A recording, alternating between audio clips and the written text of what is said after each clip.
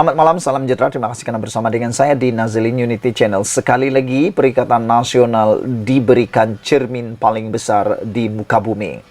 Ini apabila ada beberapa perkara yang seakan-akan Perikatan Nasional terlupa diri, terlupa mencermin diri. Itu menurut Puan Zarkasi. Puan Zarkasi hari ini menyatakan, memberitahu dan menyekolahkan Perikatan Nasional dengan mengarahkan mereka cermin diri sendiri. Apa cerita? Ikuti terus ulasan kali ini. Ahli Majlis Kerja Tertinggi MKT UMNO, Datu Dr. Muhammad Puan Zarkasi, meminta pembangkang agar mencerminkan diri sendiri susulan kenyataan Presiden PAS Tan Sri Abdul Hadi Awang yang mengatakan pembangkang bukan musuh kerajaan. Ustaz Hadi gesa kerajaan berlaku adil kepada pembangkang kerana kedua-dua pihak bukannya musuh.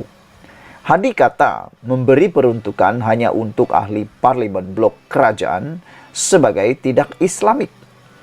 Hadi lupa Perikatan Nasional PN yang kuat bermusuh dengan kata kesat dan dalil hukum menyesatkan. Kerajaan diumpama najis, kata beliau. Mana mungkin Perikatan Nasional mahu masuk ke tong najis? Itu kata Ustaz Hadi. Itu mengapikan permusuhan. Apakah itu adil dan Islamik? Katanya dalam hantaran di Facebook beliau. Dalam hantaran yang sama, Muhammad Puan berkata, Perdana Menteri juga sudah memanggil pembangkang untuk berunding dengan kerajaan tentang peruntukan. Malangnya, mengikut laporan daripada Timbalan Perdana Menteri yang kedua yang diberikan tugas untuk berunding dengan pihak pembangkang, sehingga kini tidak ada satupun yang mahu atau berunding dengan beliau. Hanya Syed Saddiq Syed Abdurrahman. Tetapi menurut Puan, Ketua Pembangkang Datuk Seri Hamzah Zainuddin dengan angkuh menolak. Hadi sokong Hamzah Zainuddin, kenapa memusuhi sampai tidak mahu berunding? Perikatan Nasional mesti cermin diri sendiri, bidas beliau. Semasa perbahasan Belanjawan 2024 semalam, Hadi menggesa kerajaan berlaku adil kepada pembangkang, termasuk diberikan peruntukan sama rata. Kerana kedua-duanya pihak bukannya musuh, kata Hadi. Berlaku adillah dengan musuh juga perlu berlaku adil, kata beliau. Itu kita kerajaan dan pembangkang bukan musuh. Bukan musuh dengan musuh diwajibkan berlaku adil, katanya di Dewan Rakyat. Pada 9 Oktober lalu, Timbalan Perdana Menteri Datuk Seri Fadillah Yusof memaklumkan bahawa hanya ahli Parlimen Muar Syed Saddiq Syed Abdurrahman berjumpa dengannya bagi berbincang mengenai peruntukan kepada pembangkang setakat ini.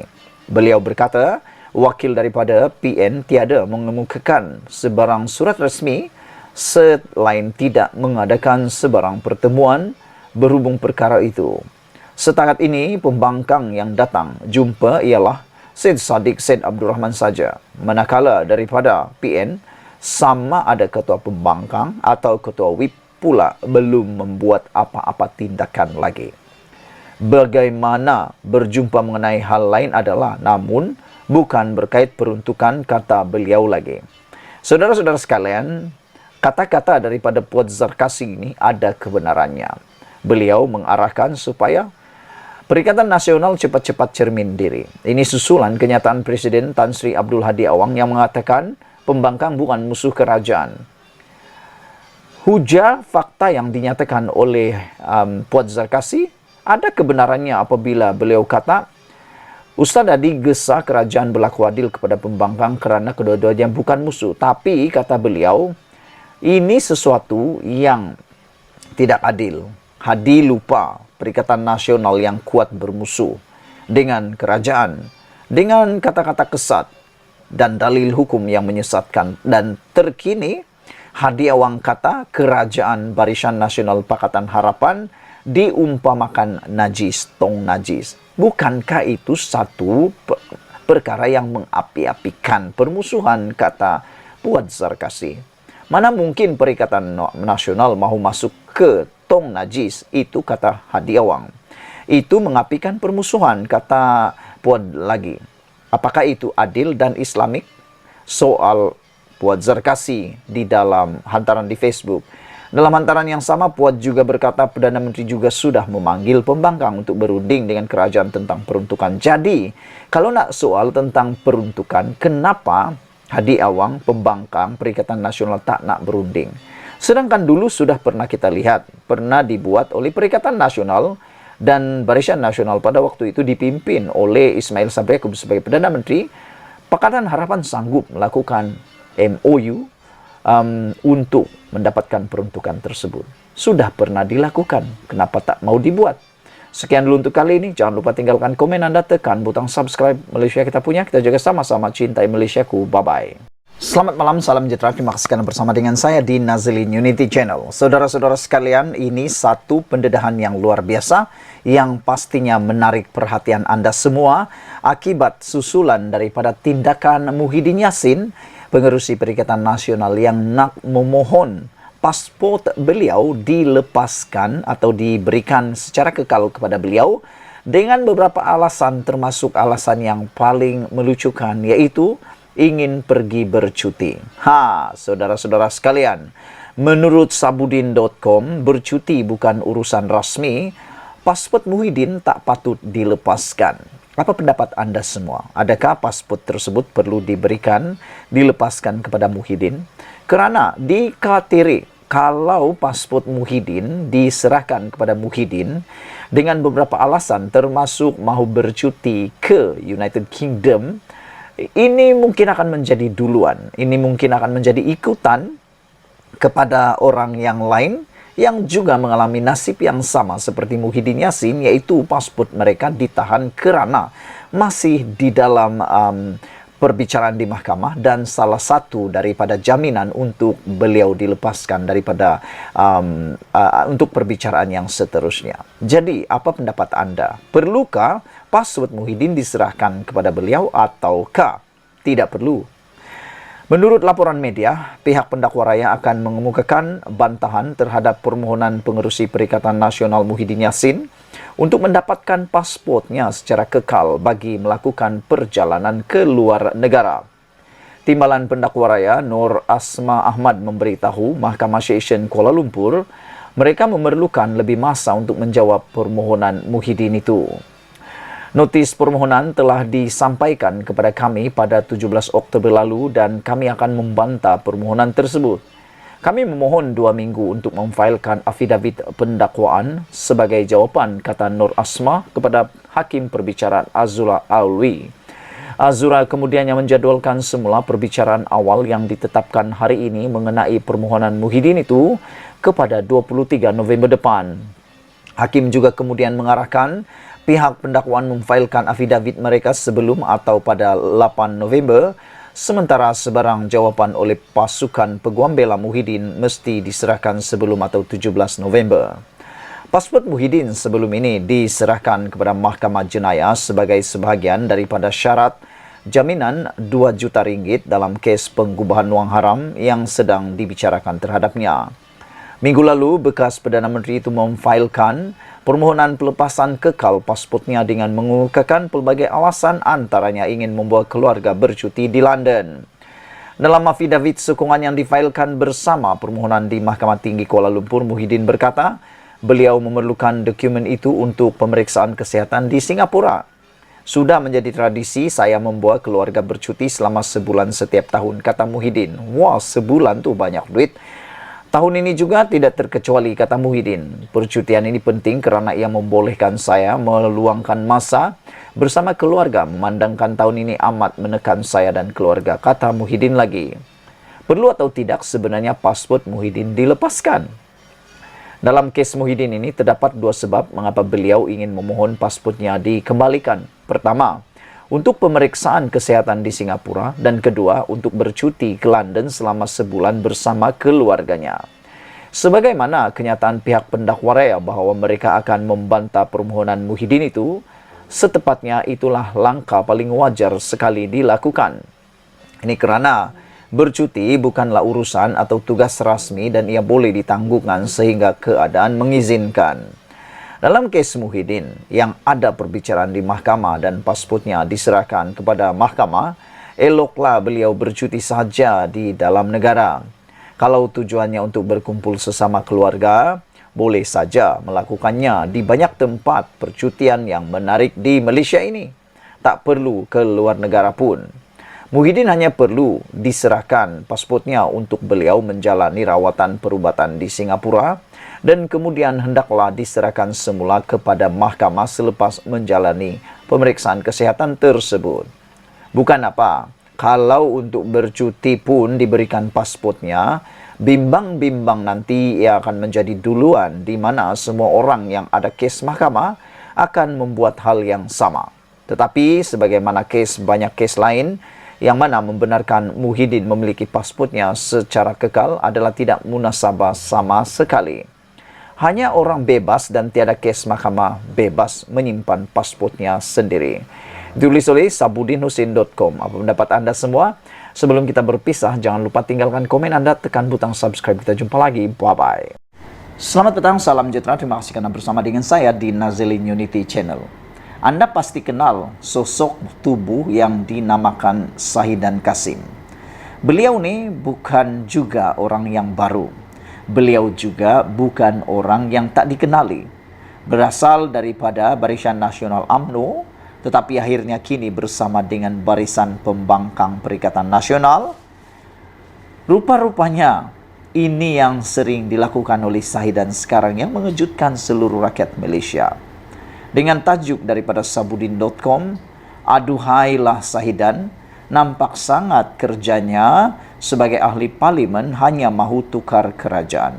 Menjadi persoalan daripada netizen daripada semalam sehingga petang ini ialah mereka bertanya, apa sebenarnya yang Shahidan nak mahu berlaku pada Malaysia ini? Adakah nak maju atau untuk mau mendapatkan kerajaan mereka atau mau jadi kerajaan sahaja? Mereka kata, adakah Shahidan hanya mau kuasa?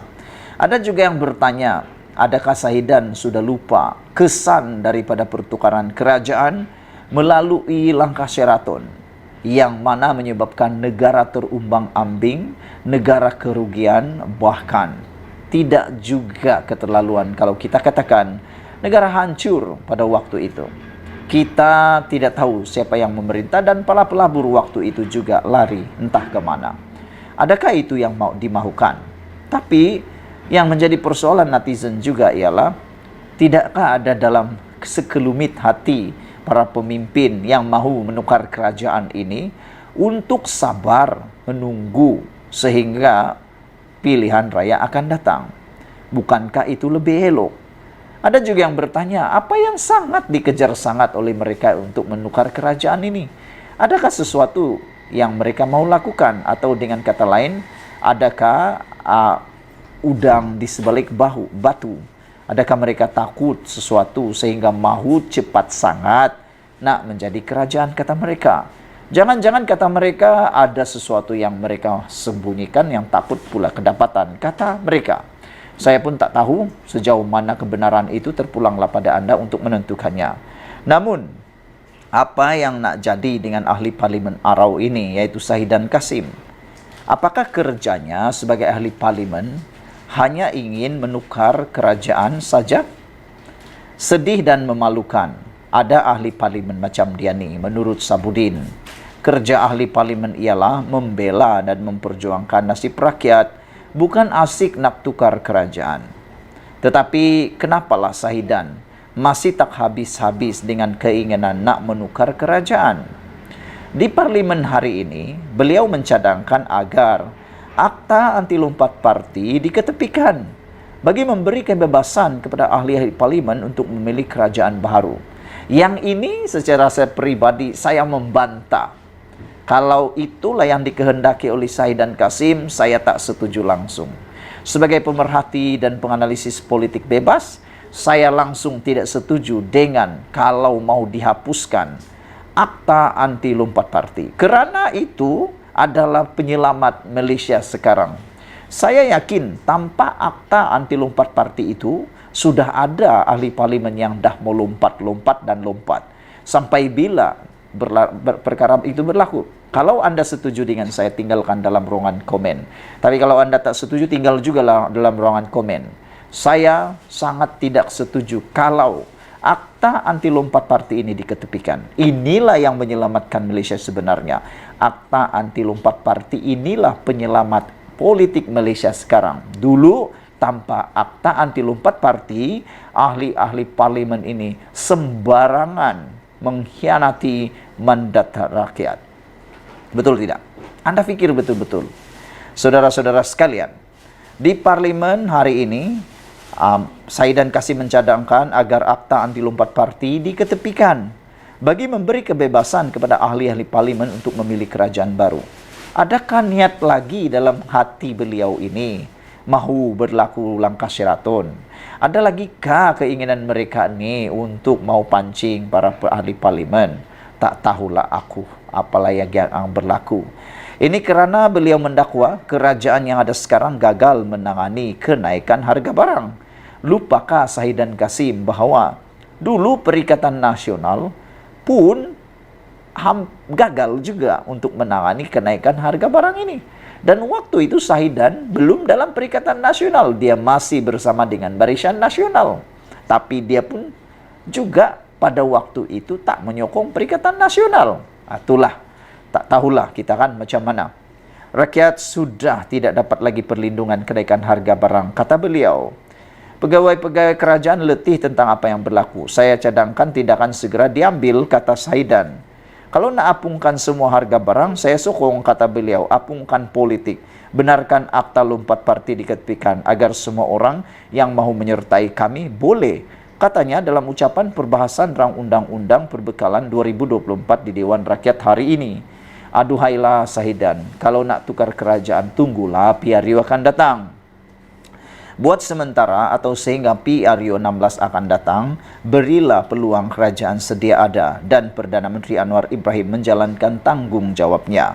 Lagipun, macam mana Perikatan Nasional nak tukar kerajaan? Nak tukar kerajaan sedia ada. Sedangkan jumlah ahli parlimen dimilikinya hanya 74 orang saja. PN tak dapat jadi kerajaan, bukan salah akta lompat parti. Tapi sebab tak cukup jumlah itu. Bukan kerana akta anti lompat parti. Bukan kerana orang lompat parti menyebabkan Perikatan Nasional tak jadi kerajaan. Ingat itu. Tapi kerana mereka tak cukup jumlah. Itu saja. Kalau Perikatan Nasional tak boleh jadi kerajaan sebab ada orang lompat parti, itu lain cerita. Tapi yang ini bukan sebab lompat parti Perikatan Nasional tak jadi kerajaan. Tapi kerana kurang jumlah, melainkan mereka nak mahu orang nak lompat parti. Itu perbuatan yang pada pendapat saya amat mengkhianati mandat rakyat. Saudara-saudara sekalian, dengan itu janganlah salahkan akta anti lompat parti.